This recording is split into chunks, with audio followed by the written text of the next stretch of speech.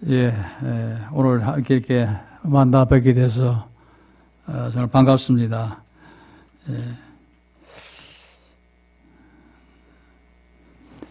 오늘 우리 어버이 주일을 이렇게 함께 해드리는데, 함께 읽은 말씀을 가지고 제5계명의 회복이라는 제목으로 잠시 말씀을 생각하겠습니다. 우리 어버이날 또 어버이 주일 이렇게 하면 다들 마음속에 약간의 어떤 잘못된 그런 지난날의 생각들을 혹시 떠올리는 분이 계실지 모르겠습니다. 저 역시 마찬가지인데요.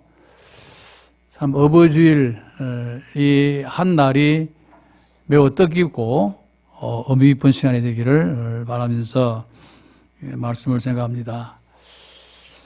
오늘 함께 읽은 이 본문 레위기는 이스라엘 백성들이 하나님께 예배를 드리는 규례, 올바른 제사, 또 이런 지켜야 할 모든 이스라엘 백성들로서 지켜야 되는 그런 말씀들이 이제 들어있는 그런 성경입니다. 그리고 또 가장 중요한 것은 레위기서는 이스라엘 백성들의 거룩을 교훈합니다. 하나님을 섬기는 이 백성들이 거룩해야 한다는 것이죠. 그래서 오늘 이 19장은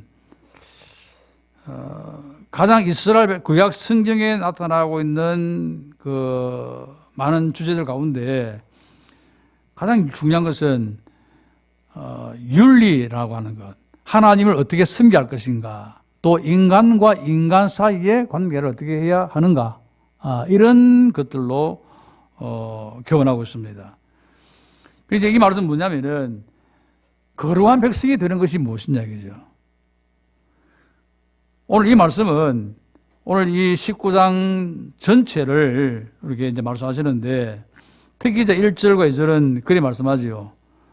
여호와께서 모세에게 말씀하여 이르시되 너는 이스라엘 자손의 온 회중에게 말하 이르라. 너희는 거룩하라. 이는 나 여호와 너희 하나님이 거룩함이니라. 이렇게 말씀하고 있습니다. 자, 이 서두에서 볼 수 있는 것은 뭐냐면은 이스라엘 백성이 거룩한 백성이 되어야 하는 이유, 당위성을 이렇게 첨예하는데, 너희는 거룩하라는 것입니다. 왜냐하면 왜 이스라엘 백성이 거룩해야 되느냐를 그 이유도 밝히는데, 그게 뭡니까? 내가 거룩하니 너희도 거룩하라는 것이죠. 여러분, 이 하나님 말씀은 우리가 반드시 지켜야 되는 것이죠. 하나님 말씀을 지키지 아니하면 우리는 하나님의 백성이 될 수 없습니다. 말씀대로 살지 아니하면 여호와의 앞에 나올 수 없습니다. 말씀을 따르지 아니하면은 예배 자리에 올 이유가 전혀 없는 것입니다. 우리가 와서 예배드리고 말씀을 듣고 우리 하는 모든 이런 우리 예배가 철저하게 주의 말씀을 따라가기 위해서, 그 말씀에 순종하기 위해서 우리는 예배자로 주 앞에 나와 있는 것입니다. 그래서 이 말씀은 반드시 따라가야 되고 지켜야만이 거룩한 백성이 될 수 있고 말씀대로 살아갈 수 있는 은혜가 있게 되어지는 것이죠. 그래서 하나님은 말씀합니다. 모세에게 말씀하시기를 너는 이스라엘 자손의 온 회중에게 말하여 이르라. 그래서 오늘 이 19장은 3절 이하로 보면 이 모든 말씀에 대한 이스라엘 백성들의 그 의무, 어떻게 살아야 되느냐, 이런 의무를 말씀하셨고, 또 그들의 삶 속에 인간, 여러분 앞에 이제 레위기서를 19장 읽어보시면은 좀 레위기서가 힘든 부분이 많이 있긴 있어요. 그러나 불구하고 오늘 이 말씀은 인간과의 도리를 언급하고 있습니다. 그래서 말씀 속에 나타난 이스라엘의 거룩함은 하나님께 대한 것, 그리고 인간과의 모든 관계의 그 활동을 두루 포함하고 있다라는 것을 알 수 있고요. 그래서 이 19장의 끝절은 37절이 말씀하지요. 너희는 내 모든 규례와 내 모든 법도를 지켜라. 나는 여호와이니라. 이것은 19장을 시작하는 말씀, 너희는 거룩하라는 말씀에 상응할 수 있는 그런 말씀으로 볼 수가 있습니다.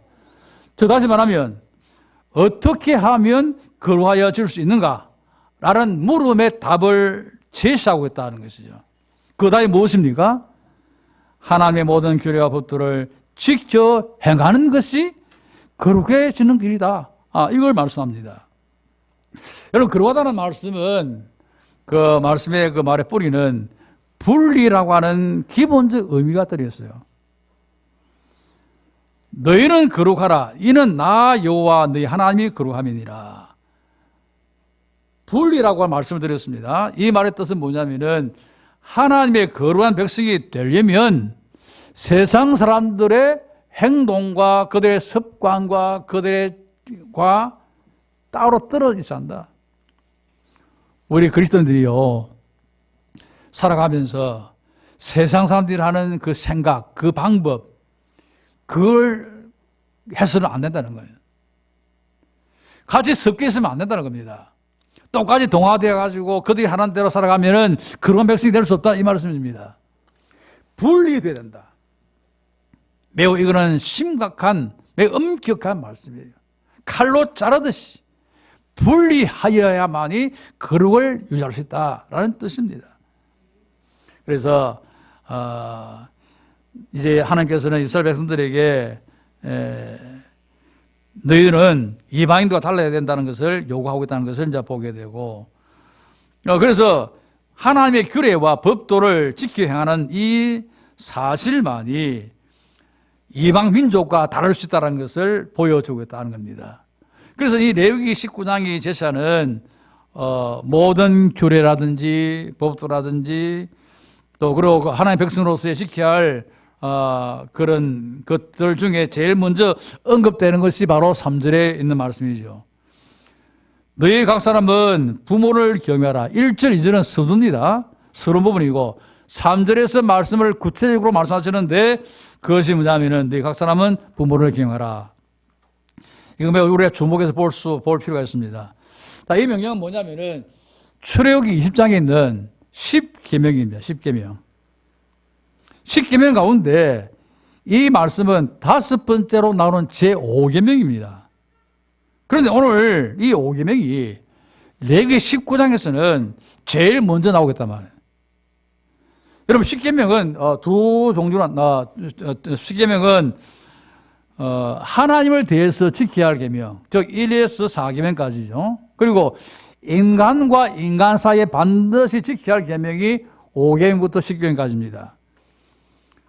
그런데 하나님을 향한 계명들보다도 너희 각 사람은 부모를 경외하라는 이 5계명이 먼저 나오겠단 말이에요.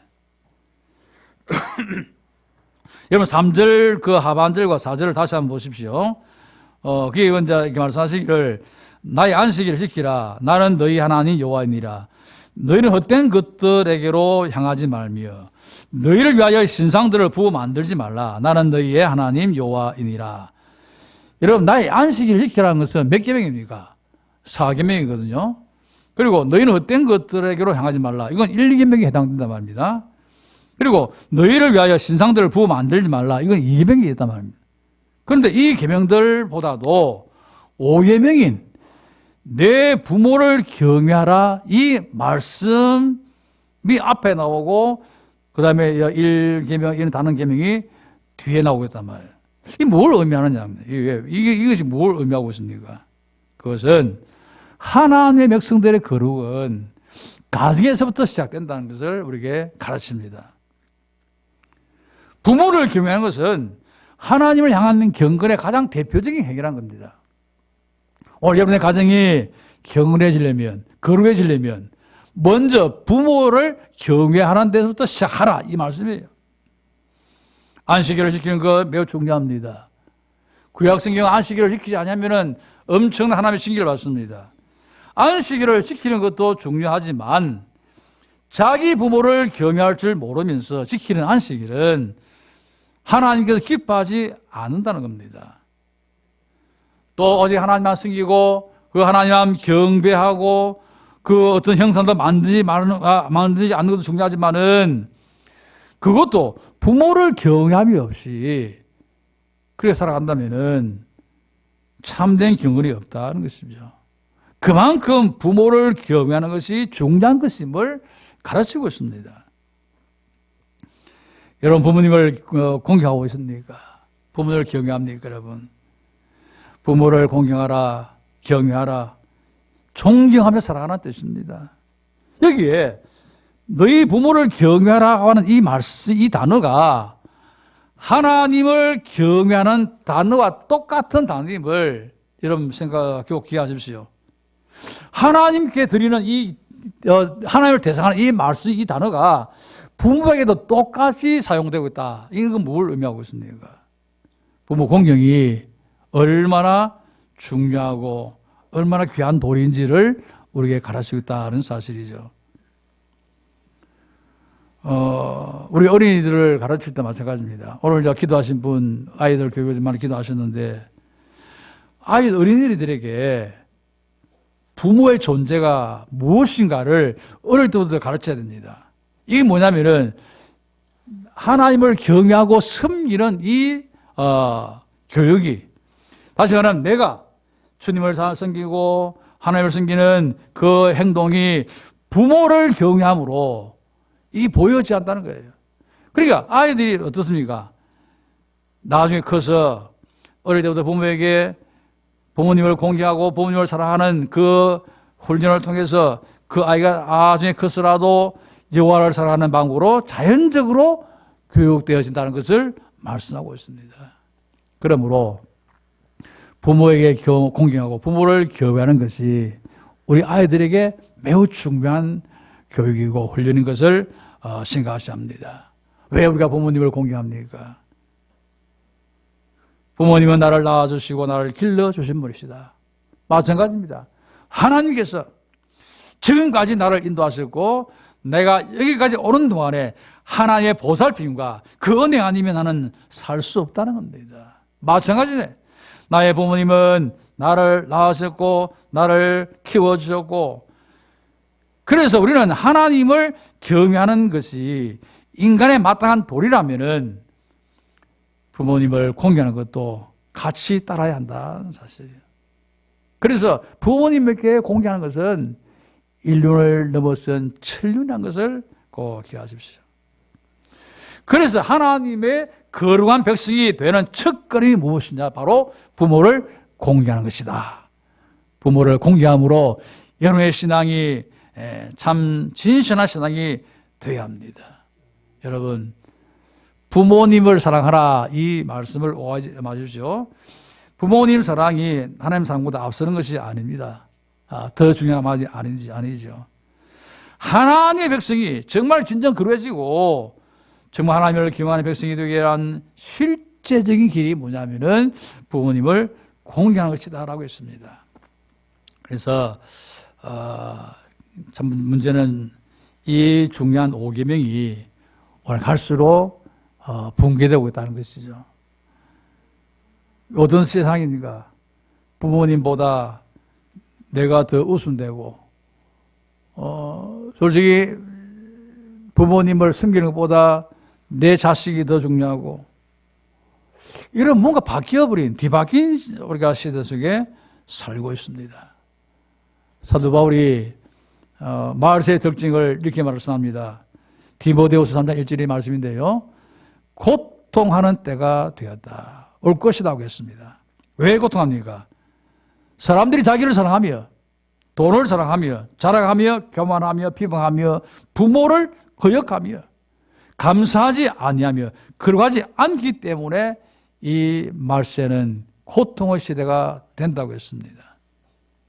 오늘 가정의 붕괴와 오늘 윤리가 무너지고 도덕이 사라지고 이런 모든 문제가 이기주의, 돈을 사랑하는 물질주의, 감사를 잃어버린 시대 이와 같은 것들이 오늘날 가정에서 무너지고 있음을 우리가 보게 됩니다. 여러분들에게 꼭 부탁드리고 싶은 것은 우리의 신앙생활에서 이 10계명이 점차 갈수록 희미해지고 있다는 거예요. 왜 하나님께서는 우리에게 이 계명을 주시는가를 꼭 기억하십시오. 오늘 우리의 삶을 들여다볼 때에 오늘 어버이주를 맞이해서 정말 5계명을 내가 지키고 있는가? 내 부모를 공경하라. 이 말씀을 깊이 한번 돌아보면서 나의 모습을 한번 돌아보고 반성하고 정말 이 하나님께서 주신 이 계명을 지키는 그 말이 나의 가정이 거룩하짐을 꼭 깊이 생각하고 말씀에 순종하고 부모님께 공경할 수 있는 그런 성도가 되셔야 합니다. 참 하나님은 돌아볼 때에 우리가 어떤 분이십니까? 그 하나님은 우리의 삶이 복되고 행복하고 정말 감사하고 기쁘고 그렇게 살기를 원하시는 우리 하나님이 아니냐, 그죠? 그렇기 때문에 하나님께서 이 10계명을 주신 것입니다. 이 계명은 우리에게 어렵고 힘들고 야 이걸 내가 지킬 수 있을까 이런 염려가 되는 것이 아니라 우리가 그러면 잘 살고 행복하고 기쁘고 이런 것을 위해서 주신 것이 바로 10계명이라는 것이죠. 그러면 이 계명은 마지못해 지키는 것이 아닙니다. 내가 하나님을 사랑하고 그 말씀에 순종함으로 내 마음에 기쁨이 있고 감사가 있고 그런 마음으로 얼마든지 지킬 수 있는 계명이라 해요. 아무리 시대가 이렇게 여러 가지로 힘들고 그런 물질주의 이런 개인주의가 아무리 많아져도 우리가 꼭 지켜야 할 것은 이 말씀이 내 가정에 살아 있어야 한다는 거예요. 이것이 내게서 사라진다면 우리는 다시 찾아야 한다. 왜 어버이주를 맞이하고 있습니까? 이 속에서 우리가 찾아야 할 것은 내가 과연 부모님을 얼마나 경외했느냐, 그래서 내 가정이 얼마나 거룩한 가정이었느냐, 이런 것들을 찾는 시간이 되어야 되지 않겠다는 것입니다. 잃어버린 말씀을 찾고 잃어버린 계명을 찾을 때에 거기에 복이 있고 기쁨이 있고 감사가 있습니다. 말씀을 회복하는 것이 우리가 놀라운 은혜와 복이 내려진다는 것을 말씀하고 있습니다. 하나님께서요, 이스라엘 역사를 보면 이들이 계명을 지키지 아니할 때에, 계명을 잃어버렸을 때에 하나님은 반드시 심판하셨고 징계했습니다. 미워서 그랬습니까? 이들에게 말씀대로 살아감으로 그들이 복을 받기 위해서 하나님은 이 계명을 주셨고 지키지 아니할 때에 여러 가지 방법을 통해서 교훈하신 것입니다. 오늘 이 말씀과 계명이 우리의 삶의 등불이 되고 빛이 되기를 바랍니다. 하나님은 이 계명이 얼마나 중요하기 때문에 친히 손가락으로 두 돌판에 이 10계명을 기록하여 우리에게 주셨습니다. 그 중에 5계명인 내 부모를 공경하라. 그리하면 내 하나님 여호와가 내게 준 땅에서 내 생명이 길리라. 이 말씀은 출애굽기 20장 12절에 있고요. 오늘 본문은 너희 각 사람은 부모를 경외하라. 자, 그러면 이 부모에 대해서 한번 성경이 가르치는 말씀을 보시면 때로 부모는 선조, 조상 전체를 의미합니다. 마태복음 1장 1절의 말씀인 아브라함과 다윗의 자손 예수 그리스도의 계보라. 아브라함과 다윗과 예수 그리스도의 세계라. 이 말은 조상이라는 의미를 가지고 있습니다. 그리고 스데반이 유대인들에서 돌에 맞아 순교할 때에 이런 말을 했습니다. 스데반이 이르되 여러분 부형들이여 들어소서 우리 조상 아브라함이 여기 보면 이 조상이란 말이 영어 성경에는 그 아버지라고 나타나 있습니다. 그래서 아버지라고 하는 이 성경에 나오는 뜻은 넓게 했을 때는 조상들, 앞선 자, 주권자, 위에 있는 자를 다 부모라고 표현을 하고 있습니다. 뭐 예를 들면 요한 1서에 그 아이들아, 아비들아라는 말도 나오고 있죠. 영적인 면에서 아버지와 자녀를 의미하고 있습니다. 사도 바울은 갈라디아 교인들에게 이런 말은 적이 있습니다. 내가 너희를 위하여 해산한 수고를 했다. 너희 속에 그리스도 형상을 위해서 다시 너희를 위하여 해산한 수고를 했다. 바울이 어머니의 심정으로 갈라디아 교인들을 가르쳤다는 것이죠. 수고의 그 희생을 함으로 이들을 가르쳤다는 것입니다. 그래서 성경은 혈연적으로 내 부모만 부모 아니라 나를 가르친 스승도 부모입니다. 여러분을 가르치는 목사님도 영적으로 아버지라는 것입니다. 제가 오늘 시간에 말씀드렸지만 목사님은 어떤 분입니까? 여러분들을 위해서 말씀을 준비하고 여러분들에서 기도하고 여러분들을 바로 양육하고 가르치기 위해서 평생을, 그야말로 평생을 준비하지 않습니까? 여러분들 한 생명 붙들고 기도하고 이 교인들을 바로 지도, 바로 인도하기 위해서 온갖 수고를 아끼지 않는 분이 바로 여러분들 가르치는 목사님이시단 말이에요. 그걸 존경해야 되고 반드시 잘 섬겨야 한다는 것이죠. 그래야 여러분들이 복을 받습니다. 오늘 교회 연세 많으신 노인들도 넓은 부모입니다. 성경은 노인 공경을 오늘 말씀에도 계속 보시면 32절에 그렇게 말씀합니다. 너는 샘무리 앞에 일어나고 노인의 얼굴을 공경하며 내 하나님을 경외하라. 나는 여호와니라. 내 하나님 여호와를 공경하라는 말씀보다도 뭐가 먼저 나옵니까? 노인의 얼굴을 공경하라. 노인을 존경하라는 거예요. 교회 어른들을 잘 섬겨야 합니다. 이것이 교회와 가정과 이 사회에 바로 뒤에 있어야만이 올바른 교회, 올바른 가정, 올바른 나라, 국가가 된다는 거예요. 그런데 갈수록 어떻습니까? 노인들이 힘든 시대가 되었지 않습니까? 그러면 육신의 부모를 생각하겠습니다. 우리 부모님이 어떤 분이시냐? 하나님은 부모를 나의 삶의 영역의 대표자로 세워주었다. 부모는 나를 낳으시고 나를 키워주었습니다. 이 부모를 하나님께서는 가정의 대표자로 권위를 주었다는 것이죠. 나를 가르치고 나를 하나님의 말씀으로 양육하는 그 권위를 주신 것입니다. 부모에게 권위를 주었다는 건 뭘 의미하냐면요, 가정의 질서를 세우기 위해서 그렇다는 거예요. 가정의 보존을 위해서 부모님의 권위를 세우지 않으면 그 가정은 올바른 가정이 안 됩니다. 부모의 권위가 땅에 떨어지면 그 가정은 올바른 가정이 될 수 없다는 것입니다. 마르틴 루터가 말하기를 예수 그리스도의 십자가의 그 사건 외에 가장 큰 은혜와 가장 큰 감사한 일은 뭐냐면은 부모님 은혜라고 말했습니다. 아니 그렇습니다.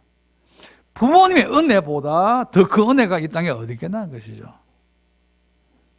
그 부모님에게 하나님은 너의 가정을 바로 세우라고 하는 권위를 주었습니다. 그러므로 자녀들은 부모의 권위 앞에 순종해야 한다는 것이죠.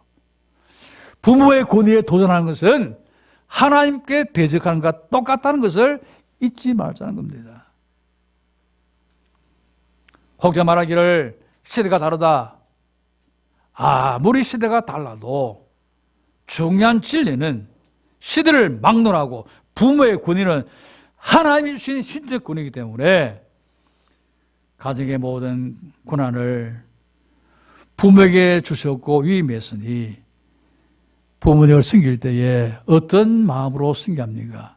내 부모가 나보다 뭐 똑똑하고 훌륭해서 인기에 오면서 섬긴 것이 아니라 하나님이 내게 주신 부모이기에 그 하나님을 순종하는 마음으로 부모에게 순종하고 부모의 권위를 높여드리는 것이 우리의 자녀가 해야 될 일이라는 겁니다.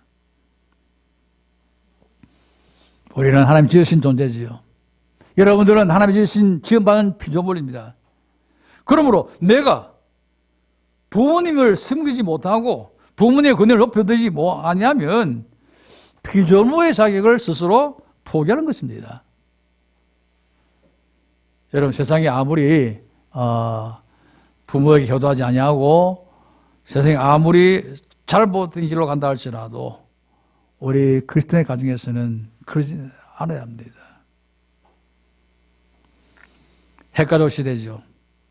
여러 가지 이유 때문이 있겠지만은 자녀와 부모들이 한 집에 사는 사람들이 많지 않습니다. 부모를 떠납니다. 극단적으로 이기주의 시대가 되었습니다. 물론 우리 성도의 가정에는 그런 일이 없겠지만은 어떤 사람들은 부모님 싫어합니다. 부모님 간섭을 좋아하지 않습니다. 그것은 그리스도인의 정신이 아니에요. 최근 조사에 따르면 부모님을 모시는 것보다 모시지 않겠다는 그런 비율이 훨씬 더 많다고 합니다. 참 안타까운 일들이 오늘날 많이 일어나고 있잖아요.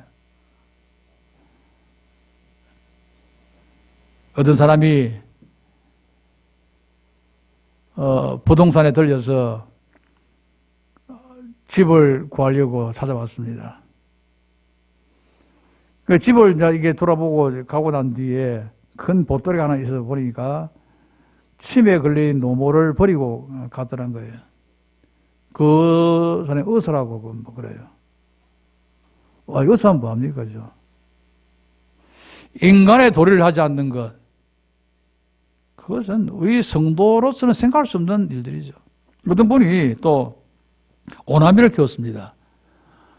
농업 팔아서 대학에, 서울에 대학 다 보내고 결혼까지 다 시켰잖아요.